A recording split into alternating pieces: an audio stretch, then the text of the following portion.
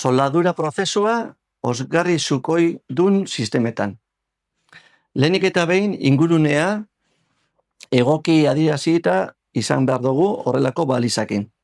Aldi bateko ingurune sukoia izan daitekela adierazten dute. Beste alde batetik ingurunea egoki aireztatuta egon behar da. Ez bada posible, ATEX ventiladore batekin lortuko dugu. 5 metro kable luzera minimoa izan behar du. Detektagailu elektronikoa martxan izango dugu denbora oro, eta bere seinale akustikoa inguruneak kutsatzen ari dela adieraziko digu. Soldadura prozesuarekin hasi aurretik, osgarria makinatik kanpo egongo da, hutsunea eginda izango du, eta soldadura prozesuarekin hasi aurretik, plastikoak, kableak eta erre daitezken elementu guztiak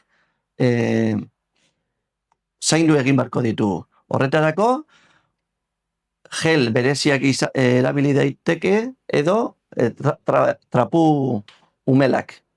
Soldadura prozesuekin hasi aurretik, nitrogenoa sartzea, nitrogeno pixkat edukitzea komeni da. Horrela, osgarria ez dagoela egiaztatuko dugu, eta arrisku gutxiago izango dugu, eta gainera, oksidazioa ekidituko dugu. Kaskarilla ez da sortuko, eta sistema ez da taponatuko. Ez ahaztu, babes pertsonaleko protekzioak erabiltzea. Betaurrekoak, eskularroak, botak, eta ba.